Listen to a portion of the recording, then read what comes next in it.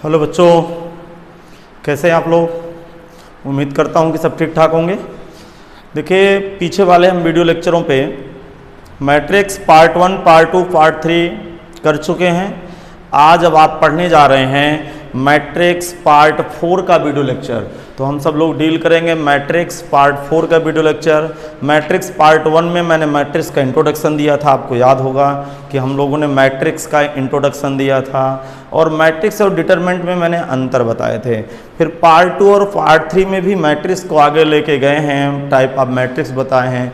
कल मैंने individual square matrix के विषय में चर्चा किया था मैट्रिक्स पार्ट 3 पे। अब आप वीडियो लेक्चर पढ़ रहे हैं मैट्रिक्स पार्ट 4।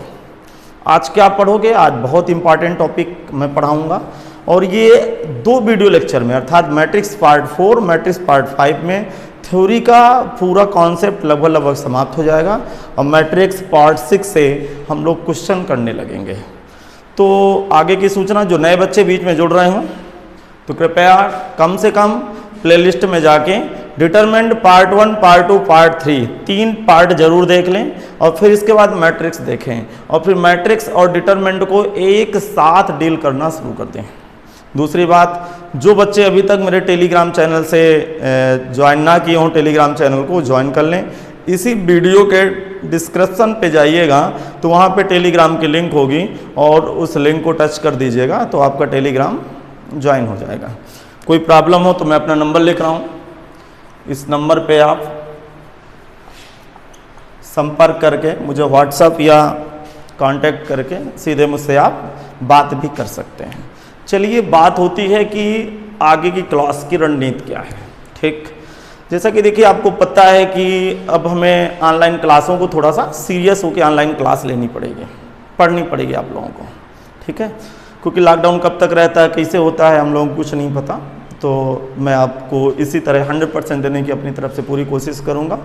कोई कॉन्सेप्ट स्किप नहीं करूंगा। बेहतर बोर्ड लेवल, कंपटीशन लेवल सब कुछ बेहतर कवर करने वाले हैं। बशर्ते आप, उम्मीद क्या है आपसे कि आप आज का मैटर आज ही कंप्लीट करें। ये इसकी पढ़ाई की बेसिक नीडें होती हैं। बहुत सारी चीज़ें मैं आपको बताऊंगा कैसे पढ़ाई करना है, नोट्स कैसे बनाना है। सभी स्टूडेंट नोट्स लेके बैठ जाएं।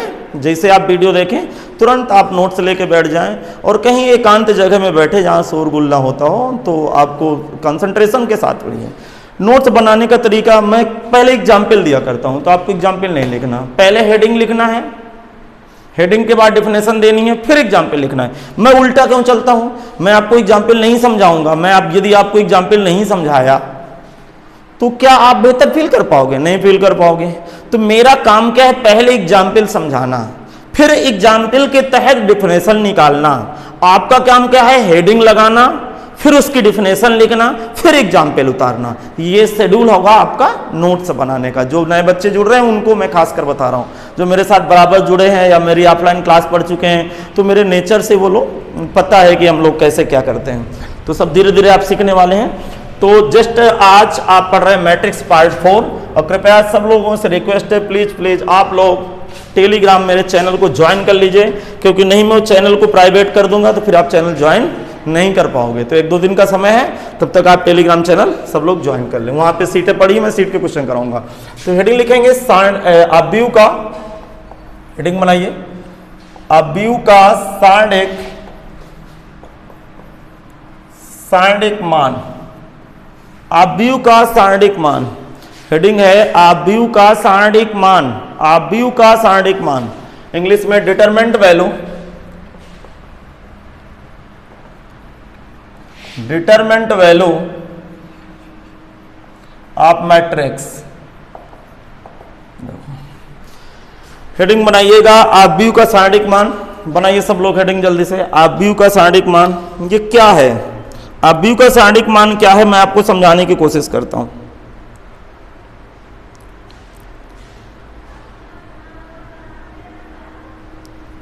देखो, हाँ चलिए सुनो, बेसिक नीड पकड़िएगा। अवयव की डिटरमिनेंट वैल्यू अर्थात किसी भी मैट्रिक्स की डिटरमिनेंट वैल्यू तभी फाइंड की जा सकती है जब मैट्रिक्स स्क्वायर हो ये बेसिक नीड है। आपको याद होगा मैं कल की क्लास से स्क्वायर मैट्रिक्स बताया, फिर टाइप ऑफ स्क्वायर मैट्रिक्स बताया। तो जो मैट्रिक्स की ज्यादा कहानी है ना वो स्क्वायर मैट्रिक्स के अंदर है। स्क्वायर मैट्रिक्स के अंदर ही आप कहानी पढ़ रहे हो। तो बेसिक नीड क्या है कि किसी भी मैट्रिक्स की डिटरमिनेंट वैल्यू तब फाइंड कर पाएंगे जब मैट्रिक्स स्क्वायर मैट्रिक्स हो। तो लिखेंगे दिए गए, लिखो सब लोग, दिए गए आव्यूह का सारणिक मान तभी ज्ञात किया जा सकता है जब दिया गया आव्यूह वर्ग आव्यूह हो, वर्ग आव्यूह हो, आव्यूह हो। ये इसकी बेसिक नीड है कि दिए गए मैट्रिक्स की डिटरमिनेंट वैल्यू तभी फाइंड कर सकते हैं जो गिवन मैट्रिक्स क्या होनी चाहिए, स्क्वायर होनी चाहिए। समझ में आ गया? यदि स्क्वायर है तब होगा। फिर लिखेंगे, इसके आगे लिखेंगे आव्यूह के सारणिक मान को, सारणिक मान को, कोई हाईलाइट पेन लीजिएगा या रेड पेन से लिख लीजिएगा। आव्यूह के सारणिक मान को, आव्यूह के सारणिक मान को DETA डिटरमिनेंट ए पढ़ते हैं या ऐसे माड का साइन लगाते हैं, से व्यक्त करते हैं। तो मैंने क्या लिखा कि आव्यूह के सारणिक मान को DETA, देखो दोनों को डिटरमिनेंट ए पढ़ेंगे, इसको भी पढ़ेंगे डिटरमिनेंट ए, इसको भी पढ़ेंगे डिटरमिनेंट ए। मॉड ए नहीं पढ़ेंगे, क्या पढ़ेंगे? डिटरमिनेंट ए, क्योंकि ये मैट्रिक्स की डिटरमिनेंट वैल्यू है। तो लिखने का डिनोशन क्या है? DETA लिखें या मॉड की तरह ए लिखें, लेकिन मॉड ए नहीं पढ़ेंगे, इसको क्या पढ़ेंगे? Determinant of A, determinant of A. तो इसका ये डिनोशन हो गया। इन दोनों डिनोशन बोलने का तरीका, पढ़ने का तरीका क्या है? डिटरमिनेंट ऑफ ए पढ़ेंगे, मॉड ए नहीं पढ़ेंगे। लिखते तो मॉड ए की तरह है लेकिन पढ़ते हैं डिटरमिनेंट है। तो ये आ गया। एक एग्जाम्पल देते हैं। अब एक एग्जाम्पल लेता हूं, मैट्रिक्स ए ले लेता हूं, ध्यान से देखना। 2 3 4 5, इसका ऑर्डर क्या है? 2 क्रॉस 2। तो एग्जाम्पल नंबर 1 है, दिए गए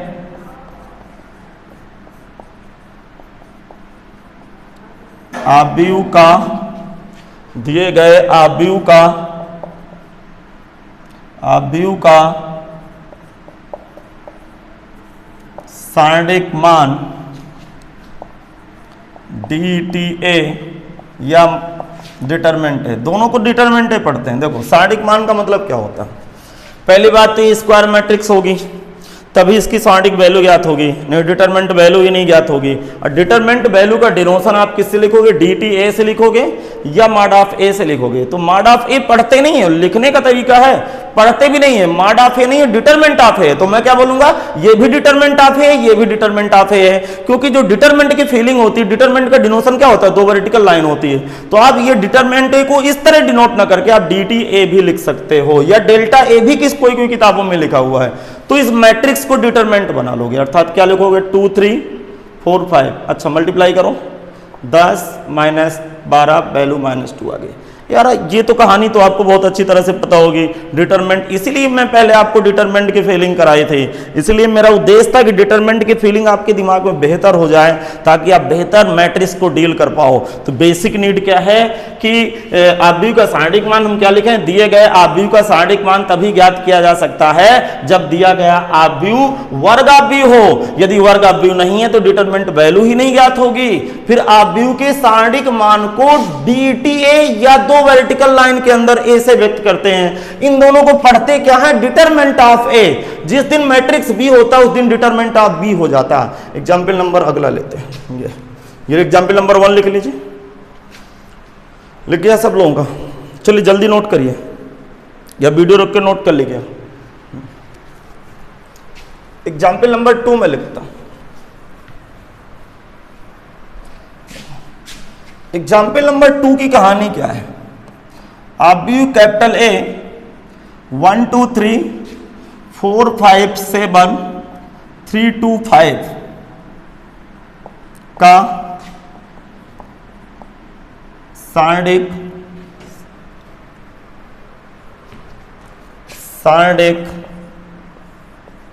मान ज्ञात कीजिए। सारणिक मान ज्ञात कीजिए। बताओ इसका ऑर्डर क्या है? 3x3। तो मुझे डिटरमिनेंट वैल्यू चाहिए, DETER, determinant value of given matrix. तो क्या लिखेंगे? Determinant value of given matrix, अर्थात हिंदी में क्या बोलेंगे? दिए गए व्यू का सारणिक मान। किससे डिनोट करोगे? जल्दी बताओ। डिनोशन आप इसको कैसे करोगे? डिनोशन आप करोगे DETA या कुछ ऐसे डिनोशन करोगे। और करते क्या है? इस आप व्यू को हम डिटरमिनेंट बना देते हैं। 1 2 3 4 5 7 3 2 5 कुछ ऐसे बना दिए। क्या समझ में आ गया? अब क्या करेंगे? सारणिक कैसे हल करते हैं? ये किसी थर्ड ऑर्डर की डिटरमिनेंट है। थर्ड ऑर्डर की डिटरमिनेंट आप कैसे हल करते हैं? किसी एक रो या किसी एक कॉलम के रिस्पेक्ट आप इसको एक्सपेंड कर देते हैं, वैल्यू दे देता है। वैल्यू आप यूनिक होती है, आप पढ़े होंगे। तो लिखेंगे एक्सपेंडिंग अलोंग, लिखे सब लोग, एक्सपेंडिंग अलोंग R1। इसके मैं एक्सपेंड कर रहा हूं इसको। चलो सब लोग एक्सपेंड कर दो। वैल्यू क्या आने वाले हैं? DTA या डिटरमिनेंट है, एक ही मतलब है दोनों का, एक कॉमन होगा। C1 उड़ा 5 7 2 5 -4, C2 उड़ा 2 3 2 5 2 3 2 5 प्लस माइनस प्लस। ये सब आपको डिटरमिनेंट की फीलिंग आपको पहले से पता है, इसीलिए मैंने उल्टा पढ़ाया ताकि आपका बेसिक कॉन्सेप्ट मिस ना हो, ना मुझे प्रॉब्लम हो ना आपको प्रॉब्लम हो। क्योंकि मेरा उद्देश्य है बेहतर समझाना, तो थोड़ा सा कभी कभी आर्डर हम लोगों को चेंज करना पड़ता है। 2 3 वो कैसे पढ़ाना मेरे ऊपर छोड़ो, आपको कैसे पढ़ना है जैसे मैं आपको वीडियो लेक्चर रिलीज करता जाऊँ आप पढ़ते जाइए। तो ये वैल्यू देख लीजिए, तो समझ में आ गया होगा आपको कि इस तरह वैल्यू निकालना है। DTA या डिटरमिनेंट है, ये 1 रहेगा यहाँ पे, 25 माइनस का 14 -4 5 दूनी 10 -6 प्लस 3 14 -15।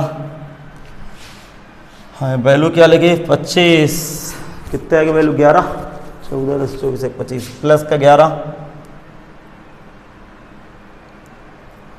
ये कितना आएगा? 4 प्लस का 4 माइनस का 16, और यहाँ कितना आएगा? माइनस का 1 -3। तो डिटरमिनेंट A की वैल्यू कितनी आने वाली? ये 11 -16 3 19, वैल्यू -8।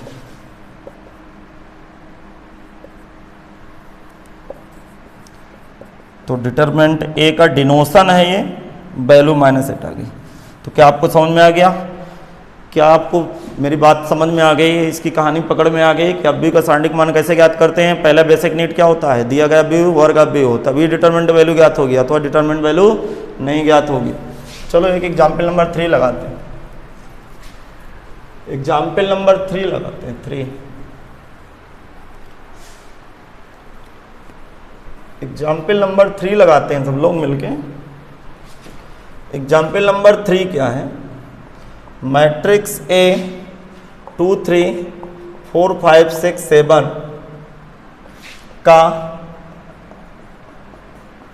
सारणिक मान ज्ञात कीजिए। लिखें, का सारणिक मान ज्ञात कीजिए। का सारणिक मान ज्ञात कीजिए। सारणिक मान ज्ञात कीजिए। सुनना यार, आप इसका ऑर्डर बता दो। R1 R2, number of row 2, number of column 3। तो नंबर ऑफ रो 2 है, नंबर ऑफ कॉलम 3 है, समझ गए होंगे। क्या स्क्वायर मैट्रिक्स है? नहीं है। तो इसका आंसर क्या लिखेंगे? चूंकि दिया गया आव्यूह कैपिटल A वर्ग आव्यूह नहीं है, इसलिए DTA या डिटरमिनेंट नहीं ज्ञात किया जा सकता है। तो क्या इसकी फीलिंग पकड़ में आ गई? बहुत अच्छा, सब लोगों को समझ में आ गया। आगे समझ में, डिटरमिनेंट वैल्यू कब फाइंड होती है? जब स्क्वायर मैट्रिक्स हो। डिटरमिनेंट वैल्यू कैसे ज्ञात करते हैं आपको सबको पता होगा। सेकंड ऑर्डर की डिटरमिनेंट, थर्ड ऑर्डर की, फोर्थ ऑर्डर, मैंने सब डील करा चुके हैं आपको। लगभग 20 मैंने शायद पार्ट दिए हैं आपको डिटरमिनेंट के। अभी और पढ़ाएंगे डिटरमिनेंट। चलिए अगली हेडिंग बनाते हैं। अब इसके अंदर देखिए 2 मैट्रिक्स आ जाते हैं। ठीक, अगली हेडिंग बनाएंगे। सब लोग अगली हेडिंग पे लिखिएगा। सिंगुलर मैट्रिक्स हिंदी में लिखना है विलक्षण अवयव। विलक्षण अवयव,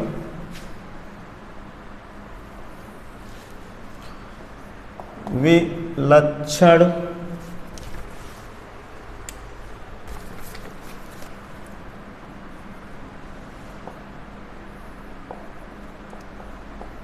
विलक्षण अवयव, इंग्लिश पे सिंगुलर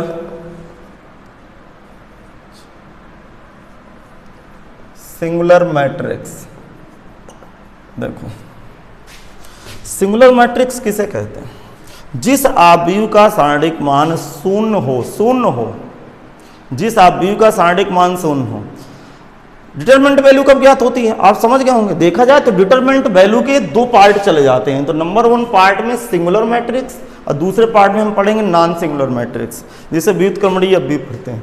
तो सिंगुलर मैट्रिक्स का तात्पर्य क्या है कि एक ऐसा मैट्रिक्स जिसका डिटरमिनेंट मान 0 हो जाता हो। चले लिखेंगे, एक ऐसा अवयव जिसका सारणिक मान शून्य हो, उस अवयव को विलक्षण अवयव, इंग्लिश पे सिंगुलर मैट्रिक्स कहते हैं। सिंगुलर मैट्रिक्स कहते हैं। लिख लें, एक ऐसा अवयव जिसका सारणिक मान शून्य हो, उस अवयव को विलक्षण अवयव कहते हैं। कंप्लीट करिए।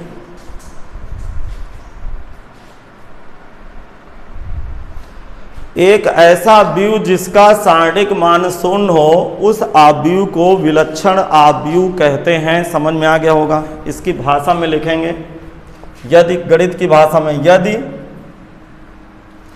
अवयव कैपिटल ए विलक्षण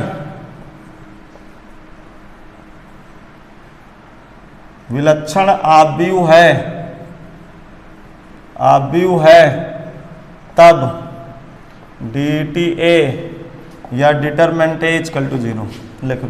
ये मतलब है यदि अवयव कैपिटल ए विलक्षण अवयव है तब DTA की वैल्यू 0 आएगी। जैसे एक एग्जाम्पल ले लेते हैं। लिख गया? जैसे मैं एक एग्जाम्पल ले रहा हूं, कैपिटल ए इक्वल टू 1 2 3 4 5 6 7 8 9। ठीक है। नाउ इसकी मैं डिटरमिनेंट वैल्यू दे रहा हूं। जब इसकी डिटरमिनेंट वैल्यू दूंगा 1 2 3 4 5 6 7 8 9। ठीक, इसको एक्सपेंड करिए।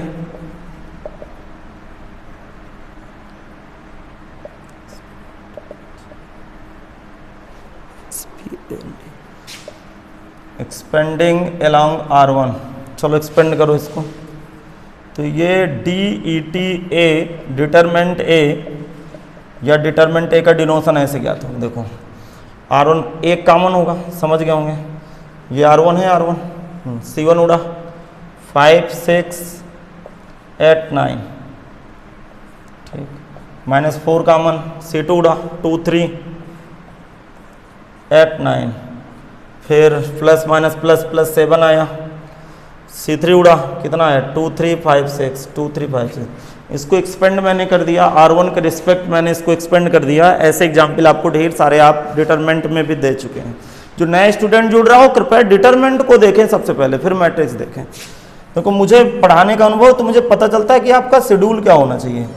सबसे बड़ी बात होती है कि शेड्यूल अच्छा नहीं हुआ तो कोई स्टूडेंट या टीचर कुछ नहीं ज़्यादा आपको फील करा सकता। 45 माइनस 48 माइनस 4 18 माइनस 24 7 12 माइनस का 15। अब यार सुनना, ध्यान से सुनना, ये डिटरमेंट ए की वैल्यू क्या निकल रही है, डिटरमेंट ए की वैल्यू क्या आने वाली है, क्या आने वाली है। ये माइनस का 3 आएगा, यहाँ पे माइनस का 6 आएगा तो प्लस का 24 हो गया, ठीक। और फिर माइनस का 21 आएगा, देखो -21 -3 -24 प्लस 24 ओवरऑल कट के 0 आ गया। चलिए नोट कर लें, बाद में कारण क्या लिखेंगे चूँकि DETA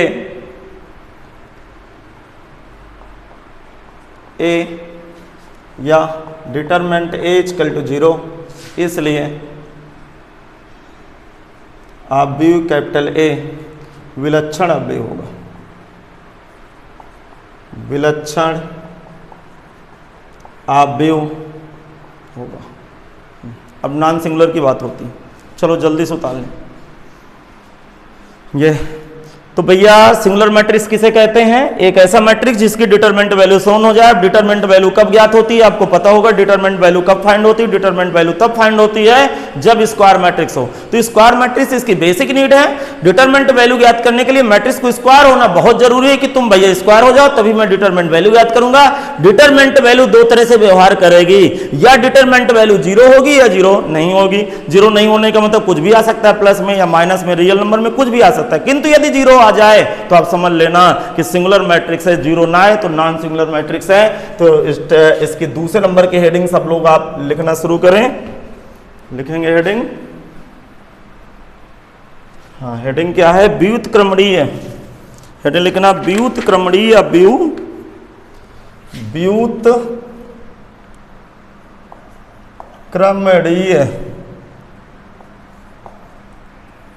व्युत्क्रमणीय अवयव, इंग्लिश पढ़ते हैं नॉन सिंगुलर,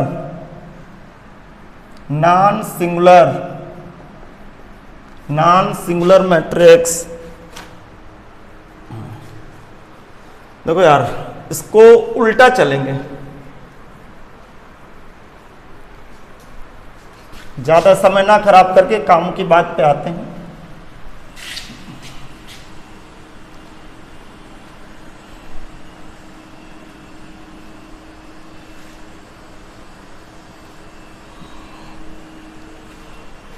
तो देखो एक ऐसा अवयव जिसका सारणिक मान शून्य ना हो, क्या लिखना है, इसी में मैं सुधार लूंगा, आप लोग ना सुधारने लगेगा कि इसी में सुधार लें।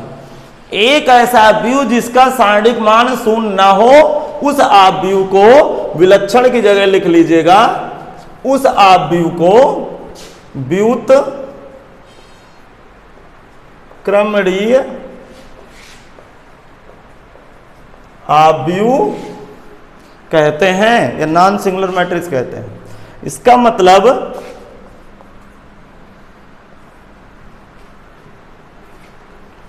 यदि capital A non singular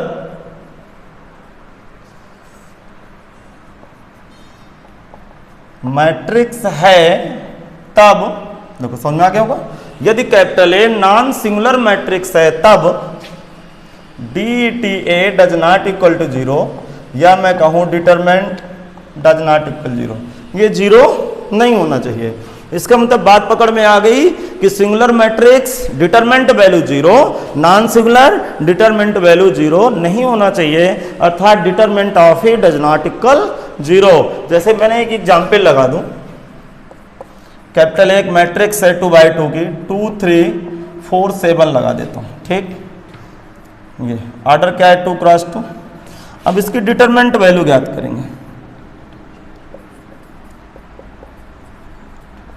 determent value of matrix A, क्या लिखे हैं, अब भी ए का सारणिक मान, तो आप इंग्लिश पे लिख देंगे अब भी ए का सारणिक मान। हम लिखे determinant value of matrix A, तो इसको पढ़ेंगे डी ए या डिटरमिनेंट ए। इसको मैं मैट्रिक्स को डिटरमिनेंट साइन दे देना। डिटरमिनेंट वैल्यू का मतलब मैट्रिक्स को डिटरमिनेंट साइन दे दोगे। Value principal diagonal multiply, value कितनी आ गई 2, तो क्या जीरो आया, नहीं जीरो आया। दुनिया में बहुत ऐसी डिटरमिनेंट हैं जिनकी वैल्यू कभी जीरो नहीं होगी। तो जिनकी वैल्यू जीरो ना हो किंतु कुछ भी आए रियल नंबर में, प्लस माइनस फ्रैक्शन इंटीजर कुछ भी आए, नॉन सिंगुलर होगा। लेकिन सिंगुलर मैट्रिक्स कब होगा, जब डिटरमिनेंट वैल्यू जीरो आ जाए। तो आप ये कह सकते हैं, नीचे आप लिख सकते हैं determinant A does not equal zero, इसलिए आप भी या matrix A non singular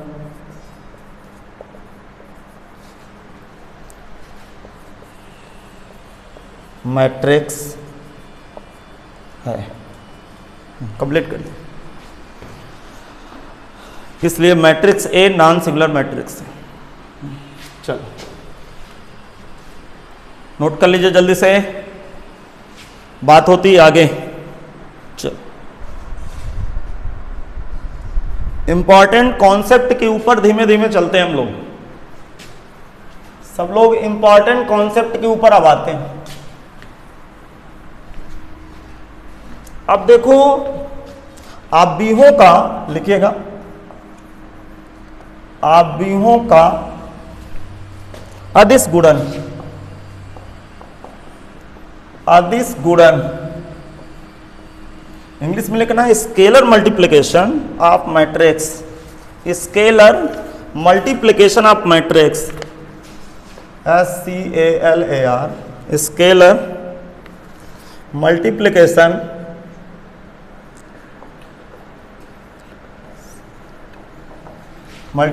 of matrix,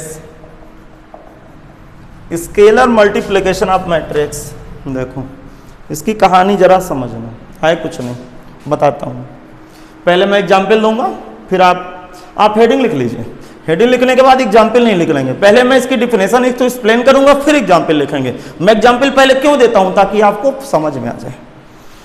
तो तब तक आप कंप्लीट कर लीजिए, हेडिंग लगा दीजिए, तब तक मैं थोड़ा सा मार के कुछ चाय पिला दूं।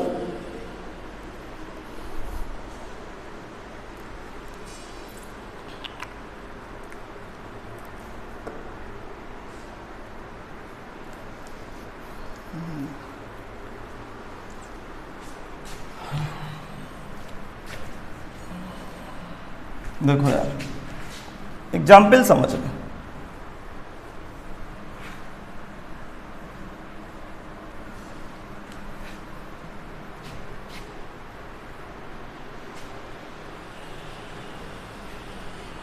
सुनना ध्यान से, सुनना ध्यान से। कोई ये मैट्रिक्स है, कैपिटल है, और मैं पीछे से k मल्टीप्लाई कर दिया। ये स्केलर नंबर है, आप कांस्टेंट कह सकते हैं, अदिश राशि जिसे बोलते हैं। स्केलर का मतलब अदिश, समझ गए होंगे, सदिश पढ़े होंगे, जिसमें डायरेक्ट मैग्नीट्यूड होता है किंतु डायरेक्शन नहीं होता, परिमाण होता है, दिशा नहीं होती इसकी।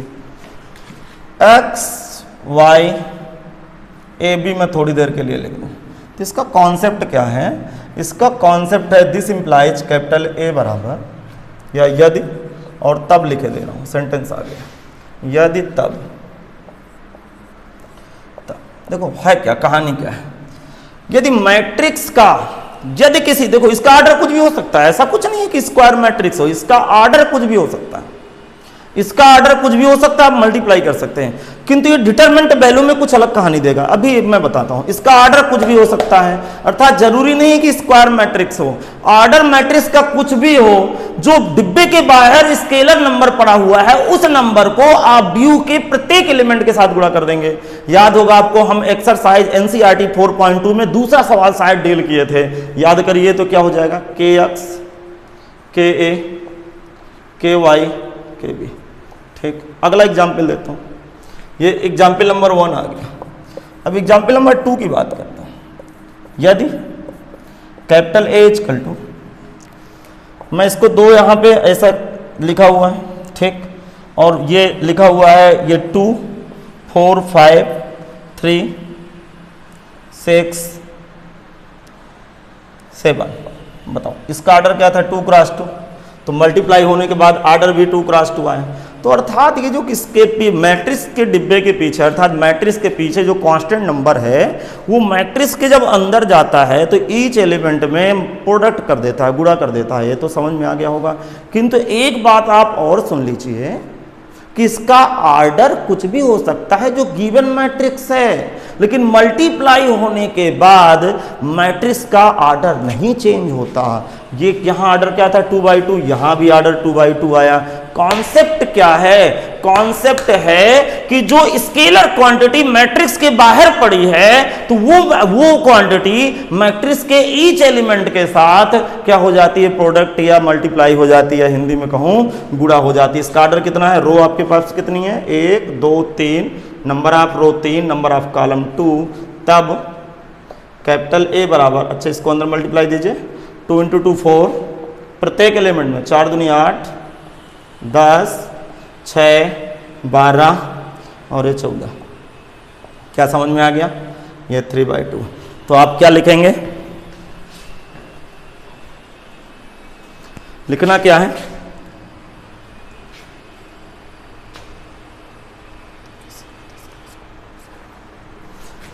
इसके यहां हेडिंग के नीचे लिखेंगे यदि किसी अदिश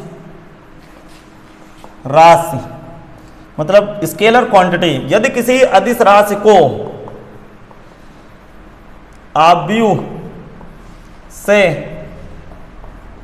गुणा करना हो, क्या लिखना है? यदि किसी अदिश राशि को आव्यूह से गुणा करना हो तो उस राशि का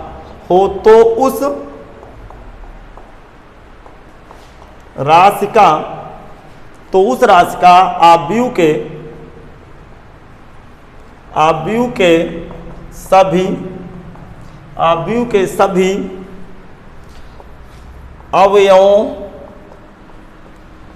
सभी अवयवों के साथ गुणा हो जाता है। क्या लिखें? यदि किसी अदिश राशि को आव्यूह से गुणा करना हो तो उस राशि का आव्यूह के सभी अवयवों के साथ गुणा हो जाता है। अर्थात इस मैट्रिक्स को एक स्केलर क्वांटिटी है k को मल्टीप्लाई करना है, तो कहानी क्या होगी कि इस k का प्रत्येक एलिमेंट में गुणा हो जाएगा, जबकि इसका आर्डर कुछ भी हो सकता है। ऐसा नहीं कि स्क्वायर मैट्रिक्स से तभी मल्टीप्लाई होगा, कुछ भी मैट्रिक्स होगा, लेकिन डिटरमिनेंट वैल्यू कब ज्ञात होगी? जब ये बात आप समझ गए होंगे स्क्वायर मैट्रिक्स को। देख लीजिए,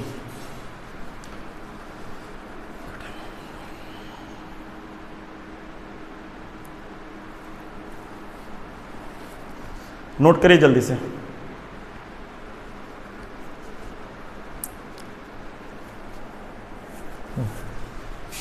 ये भी समझ में आ गया। हेडिंग बनाते आगे, इंपॉर्टेंट हेडिंग है, उससे जेईई मेंस का कॉन्सेप्ट बनता है और 2017 में इस कॉन्सेप्ट से मेंस पे क्वेश्चन भी आया, इसी कॉन्सेप्ट पे आया है। हेडिंग है आव्यूह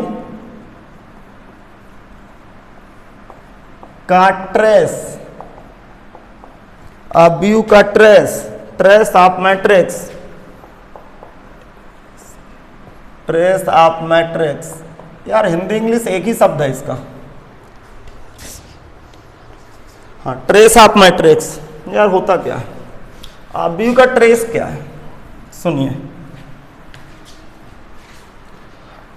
आव्यूह का ट्रेस क्या है, इसके विषय में मैं आपको समझाने की कोशिश कर रहा हूं कि आव्यूह का ट्रेस है क्या, उसको मैं समझाने की कोशिश कर रहा हूं। आप थोड़ा सा सीरियस होकर मेरी बातों को सुनिएगा ताकि आप बेहतर समझ जाएं किसी चीज को।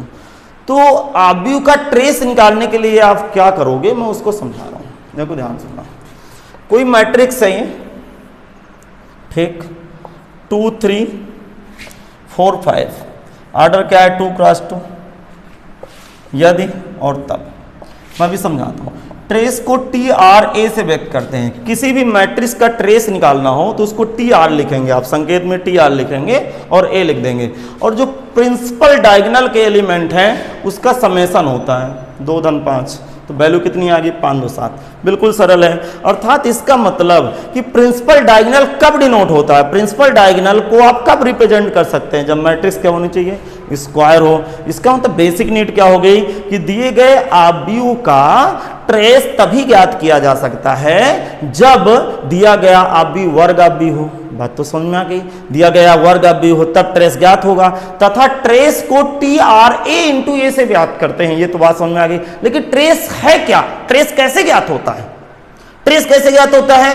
उस जो स्क्वायर मैट्रिक्स है ना, उसके प्रिंसिपल डायगोनलों को सारे एलिमेंटों को उठा के समेशन करना है। तो ट्रेस क्या है? प्रिंसिपल डायगोनल के सारे एलिमेंटों का समेशन, अर्थात सभी एलिमेंटों का योगफल है। तो पहली कहानी क्या आई, लिखेंगे दिए गए आव्यूह का ट्रेस तभी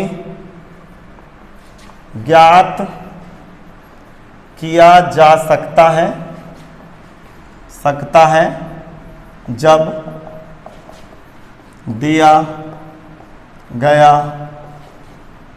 जब दिया गया आव्यूह वर्ग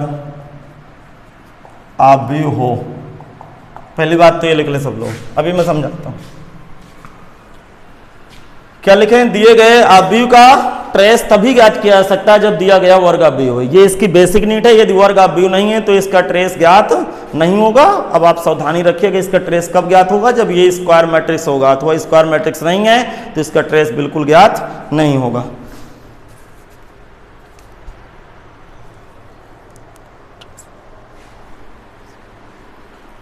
देखो फिर इसके नीचे लिखना क्या है, आव्यूह कैपिटल ए के या कैपिटल आव्यूह कैपिटल ए का ट्रेस आव्यूह कैपिटल ए का ट्रेस TRA से व्यक्त करते हैं। क्या बात समझ में आ गई? क्या लिखें? आव्यूह कैपिटल ए के ट्रेस को, ऐसे लिखें, आव्यूह कैपिटल ए के ट्रेस को, सुधारिए सेंटेंस थोड़ा सा, आव्यूह कैपिटल ए के ट्रेस को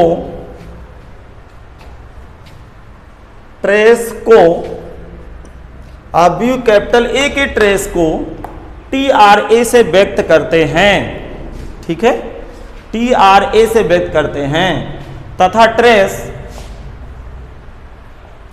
ट्रेस वर्ग आव्यूह के मुख्य विकर्णों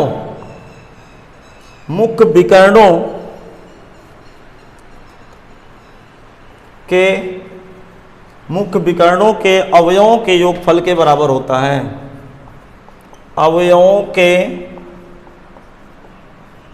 योगफल के आव्यूह के मुख्य विकर्ण के अवयवों के विकर्णों न लिखो, विकर्ण लिखो, मुख्य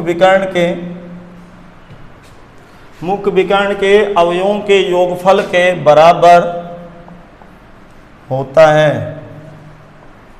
क्या समझ में आ गया? पहली बात फिर से मैं पूरा फिर से दोबारा मैं इसको समझाने की कोशिश करता हूँ। पहले बात सुन लीजिए, आव्यूह का ट्रेस कब ज्ञात होगा? जब आव्यूह स्क्वायर हो। आव्यूह स्क्वायर हो तभी ट्रेस ज्ञात होगा। अगली बात क्या सुनना है? आव्यूह ए के ट्रेस को TRA से व्यक्त करते हैं तथा ट्रेस वर्ग आव्यूह के मुख्य विकर्ण के सभी लिख दीजिए थे, मुख्य विकर्ण के सभी अवयवों के योगफल के बराबर होता है। जैसे एग्जाम्पल नंबर 1, 2 3 4 5, ऑर्डर क्या है इसका? 2 × 2। तो इसका ट्रेस क्या निकलेगा? मैं आगे लिखे दे रहा हूं, आप लोग भी लिख दीजिएगा। ट्रेस ए क्या होगा जरा बताओ? 2 5, 2 + 5 7 आ गया। एग्जाम्पल नंबर 2 ले लीजिए, सब लोग एग्जाम्पल नंबर 2 लीजिए, सब लोग एग्जाम्पल नंबर 2 ले लीजिए भैया। जब एग्जाम्पल नंबर 2 लेंगे तो एक मैं 3×3 का मैट्रिक्स लगा देता हूँ, ठीक, 1 2 3 4 5 7 8 3 5 या 9 डाल दो, चलो बताओ तब इसका ट्रेस क्या होगा। ट्रेस मैंने क्या बताया, जब स्क्वायर मैट्रिक्स हो तब ट्रेस ज्ञात होगा। ट्रेस है क्या, प्रिंसिपल डायगोनल के सारे एलिमेंटों का समेशन है, अर्थात प्रिंसिपल डायगोनल के सारे एलिमेंटों का समेशन। बताओ क्या होगा, 1 5 + 9, 1 + 5 + 9 कितना बैठा ये 15। इसका मतलब नोट में आप क्या लिख सकते हो, ध्यान सुनना, नोट में क्या लिख सकते हो कि यार ट्रेस है क्या, प्रिंसिपल डायगोनल क्या होते हैं, जरा दिमाग लगाओ। यहाँ का एलिमेंट क्या होता है, A11 आपको पता होगा, फिर A22, फिर A33 और ये डाट डाट चलेगा। नंबर ऑफ टर्म क्लियर होंगे, शायद n आर्डर की मैट्रिक्स होगी n/n की, तो यहाँ ANN आ जाएगा। जिस दिन 4/4 की आर्डर की मैट्रिक्स होगी तो A11 से A44 तक जुड़ेगा। उम्मीद है कि समझ में आ गया होगा, तो ये नोट भी लिख लीजिएगा। ये आपको ये प्रिंसिपल डायगोनल का डिनोशन होता है, वो एलिमेंट जिनमें I और J आपस में क्या हो, बराबर हो, वो प्रिंसिपल डायगोनल के एलिमेंट कहलाते हैं। तो ये इसका ट्रेस आ गया। अब आप लोग ट्रेस भी लिख लीजिए।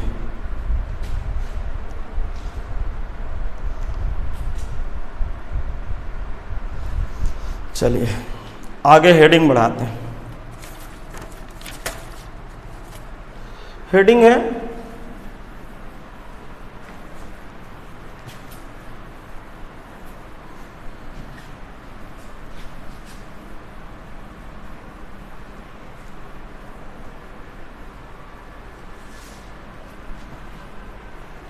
आव्यूहों की समानता। आव्यूहों की समानता, आव्यूहों की समानता, इक्वलिटी ऑफ मैट्रिक्स,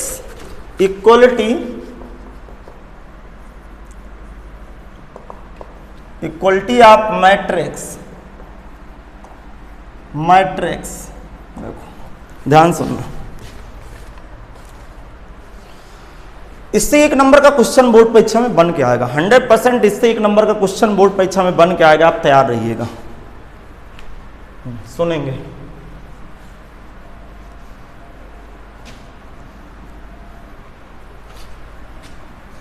इससे आपका क्वेश्चन बनेगा एक नंबर का, कम से कम एक नंबर का यहां से क्वेश्चन बनने वाला है। आप तैयार रहिएगा, दिमाग लगाइए, थोड़ा सा दिमाग लगाइए। यहाँ क्या लिखा हुआ है, x y z, और यहाँ लिखा हुआ है 1 2 3। आर्डर बताओ, आर्डर बताओ।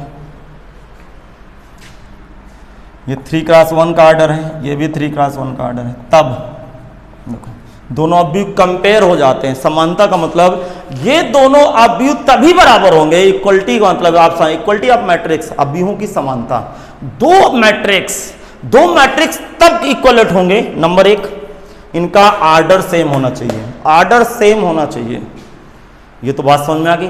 किंतु इनकी करस्पॉन्डिंग एलिमेंट भी सेम होना चाहिए। इसका मतलब x यहां A11 के प्लेस है A21 और A31, A11 की जगह क्या भरा है, तब x बराबर 1 और y बराबर 2, और अभी आपको लिखना नहीं है, और z बराबर 3। इसका मतलब इस टॉपिक से, इस हेडिंग से आप क्या सीखने वाले हैं कि दोनों मैट्रिक्स को कंपेयर कैसे किया जाता है, कंपेयर कैसे किया जाता है, वो हम सीखने वाले हैं इस हेडिंग में। मेरी भावनाएं आप समझ गए होंगे कि आप यहां से दोनों मैट्रिक्स को कंपेयर कब करेंगे, तो नंबर 1 शर्त दोनों का आर्डर सेम होना चाहिए, तब कंपेयर होगा, अथवा कंपेयर नहीं होगा। जब आर्डर सेम हो गया तो दोनों मैट्रिक्स के जो करस्पॉन्डिंग एलिमेंट है, जिसे हम हिंदी में बोलते हैं संगत अवयव, भी आपस में बराबर होना चाहिए। जैसे अगला एग्जाम्पल लेता हूं, दिमाग लगाना, अगला एग्जाम्पल ले रहा हूं मैं, x y z, यहाँ 5 डाल दिया, सुनना ध्यान से, यहाँ वैल्यू में 3 डाल दिया, यहाँ -2 डाल दिया, यहाँ वैल्यू 7 डाल दिया, यहाँ 5 डाल दिया। बताओ दोनों का आर्डर बताओ, 2x2, 2x2, दोनों का आर्डर सेम है। अब यार थोड़ा सुनिएगा ध्यान से, तब जरा सुने, किसकी प्लेस है, A11 की, तो A11 की प्लेस में 3 लिखा है, तब x बराबर कितना बैठ गया, 3। और कंपेयर करो, हाँ, ए 12 की प्लेस में 7 लिखा अर्थात y बराबर 7 आ गया। और ए 21 की प्लेस में -2 लिखा है तो z की वैल्यू -2 आ गई। और अब आप कहोगे कि 5 बराबर 5 लिख दो। श्रीमान जी 5 बराबर 5 क्यों लिखोगे, क्या फायदा मिल जाएगा? क्योंकि यहाँ पे कोई वेरिएबल नहीं पड़ा हुआ है, तो जो वैल्यू देखो क्या क्या फील कराता है, जरा दिमाग लगाइए कि A22 यहाँ A22 के प्लेस में यहाँ 5 लिखा है तो यहाँ 5 लिखा है। जो जिस तरह ये बराबर है उस तरह ये और ये बराबर होंगे, अर्थात x 3 के बराबर होगा। जिस तरह 5 5 के बराबर है उसी तरह x 3 के बराबर होगा, z -2 के बराबर होगा, y 7 के बराबर होगा। तो क्या समझ में आ गया?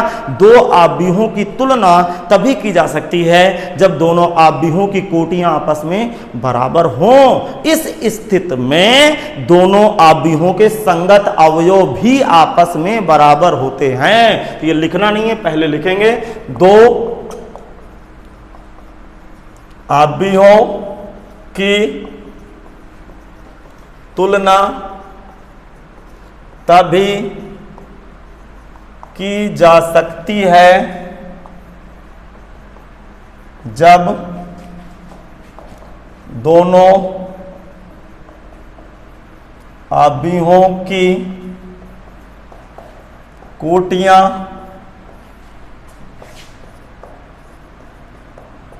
आपस में बराबर हों तथा इस स्थिति में दोनों आव्यूहों के संगत अवयव भी आपस में बराबर होते हैं।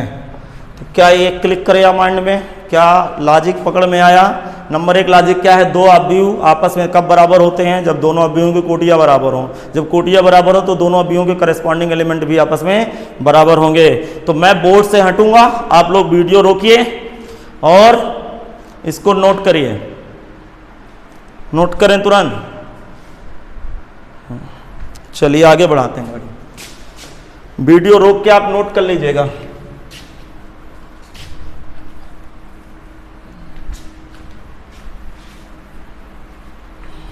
चलो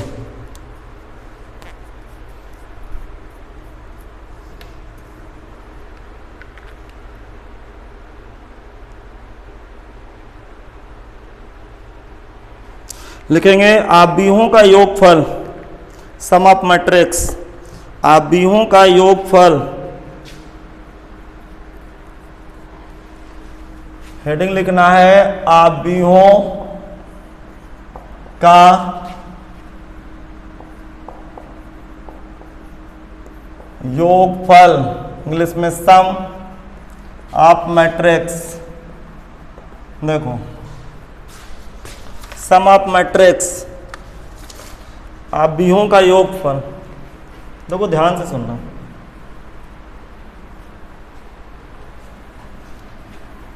जैसे सुनिएगा, मैं एक एग्जाम्पल दे रहा हूं। यदि कैपिटल ए बराबर 2 3 4 5 6 7 और कैपिटल बी बराबर 4 3 -2 5 -7 और ये 2 लिख दें, तब क्या लिखूं? यदि कैपिटल ए बराबर कैपिटल बी बराबर, दोनों का आर्डर क्या है बताओ? इसका आर्डर क्या है, इसका आर्डर क्या है? आर्डर है 2 × 3। इसका आर्डर क्या है? 2 × 3। तो दो अव्यूह कब जोड़े जा सकते हैं? तब इनका समेशन देखना। तब मैं यदि लिखे दे रहा हूं यहां पे, तब a + b, तब a + b। पहले मैट्रिक्स A को भरूंगा मैं, फिर मैट्रिक्स B को भरूंगा। बिल्कुल खिलवाड़ है, बच्चों वाला तमाशा ही। ठीक, जरा सुनना, एक बात सुनिएगा, जब दोनों मैट्रिक्स की कोटियां आर्डर बराबर हों तब दोनों मैट्रिक्स जुड़ जाती हैं। कैसे जुड़ती हैं? करस्पॉन्डिंग एलिमेंट जुड़ जाता है। जोड़ के दिखाइए। This implies A plus B, क्या मिलने वाला है आपको? सुनिए, 4 2 6, हाँ, ए 11 का प्लस जुड़ गया, 4 में -2 सब्ट्रैक्ट हुआ, +2 आ गया, अलजेब्रिक सम होता है। 6 -7 -1 बैठ गया, फिर 3 3 6 आ गया, 5 5 10 आ गया, संगत अवयव जोड़ना है, और 7 2 9 आ गया। क्या बात पकड़ में आ गई? तो नंबर 1 लॉजिक क्या है? दो आव्यूहों को कब जोड़ा जा सकता है? जब दोनों आव्यूहों की कोटियां आपस में बराबर हों। इस स्थिति में दोनों आव्यूहों के संगत अवयव आपस में जुड़ जाते हैं। तो लिखेंगे दो आव्यूहों को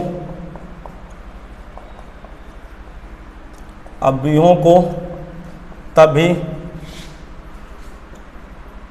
जोड़ा जा सकता है जब दोनों आव्यूहों की कोटियां आपस में बराबर हों। इस स्थिति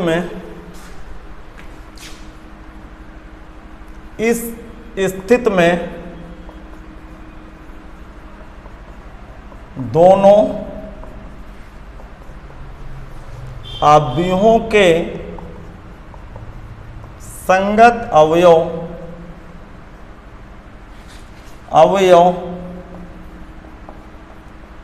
आपस में जुड़ जाते हैं। ठीक, फिर इसके बाद क्या लिखेंगे? यदि ए और बी दो आव्यूह हैं, यदि ए और बी दो समान कोटि का मतलब समझ गए, दोनों का ऑर्डर सेम है, समान कोटि वाले आव्यूह हैं, तब दोनों आव्यूहों के योगफल को a प्लस बी से व्यक्त करते हैं।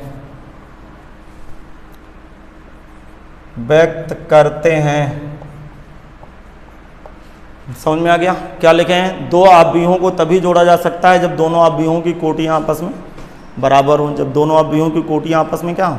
बराबर हों। इस स्थिति में दोनों आव्यूहों के संगत अवयव आपस में जुड़ जाते हैं। आप वीडियो रोकिए, मैं किनारे हो रहा हूँ, आप वीडियो रोकिए और इसको नोट कर लीजिए। वीडियो रोक लीजिए आप और इसको नोट कर लीजिए। वीडियो रोक के आप इसको नोट कर लें। आज की लास्ट हेडिंग है आव्यूहों का अंतर। हेड लिखेंगे, आज की लास्ट हेडिंग है, फिर मैं आगे की क्लास कल पढ़ाऊंगा। आव्यूहों का अंतर, हेड लिखेंगे आव्यूहों का अंतर।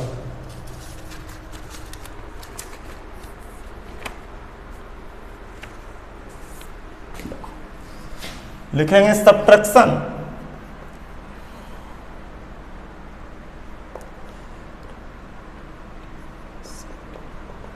Subtraction of matrix. देखो यार, अच्छा देखो इसी एग्जाम्पल में बनाते हैं। कहानी है ये, दो आव्यूहों को तभी घटाया जा सकता है, मैं इधर ही बनाए दे रहा हूं। दो आव्यूहों को तभी घटाया मतलब जा सकता है जब दोनों आव्यूहों की कोटियां आपस में बराबर हों। इस स्थिति में दोनों आव्यूहों के संगत अवयव आपस में ये जुड़ के बजाय क्या हो जाते हैं? सब्ट्रैक्ट हो जाते हैं, या इंग्लिश में हिंदी में बोलते हैं घट जाते हैं। क्या समझ में आ गया? तो कहानी वही है, जिस तरह जोड़ते हैं उसी तरह सब्ट्रैक्ट कर देते हैं। तो दोनों आव्यूहों को तभी घटाया जा सकता है जब दोनों आव्यूहों की कोटियां आपस में बराबर हों। इस स्थिति में दोनों आव्यूहों के संगत अवयव आपस में घट जाते हैं। यहाँ क्या लिखेंगे, यदि ए और बी दो समान कोटि के वाले आव्यूह हैं तब दोनों आव्यूहों के योगफल के बजाय दोनों आव्यूहों के अंतर को a plus a minus B, देखो a माइनस बी या b माइनस ए, जैसा आप देखो a में b को घटा रहे हो b में a को घटा रहे हो, तो a माइनस बी, क्योंकि आपको पता है a plus B b plus A same आएगा, तो अंतर को a माइनस बी या b माइनस ए से व्यक्त करते हैं। अच्छा दोनों देखो a minus B b minus A की वैल्यू अलग अलग होगी, दोनों मैट्रिक्स अलग अलग हो जाएगी। a माइनस बी कहेगा तो a में b को सब्ट्रैक्ट करोगे, b माइनस ए कहेगा तो b में a को सब्ट्रैक्ट करोगे, तो जैसे आप सिचुएशन कहे वैसे करो, से व्यक्त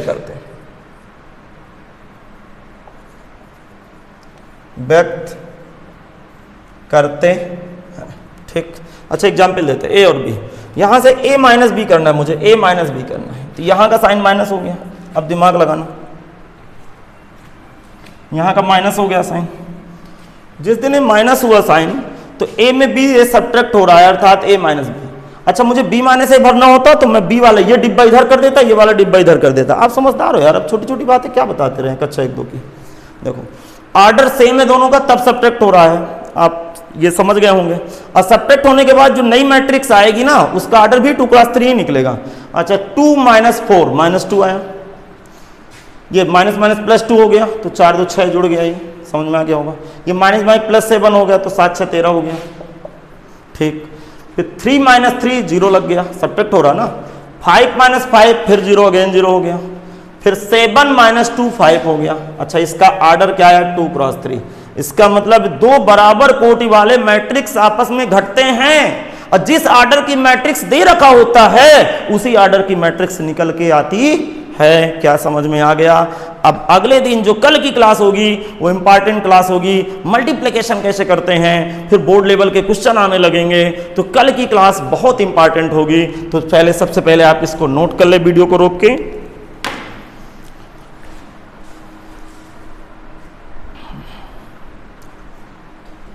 लिख गया? अब देखो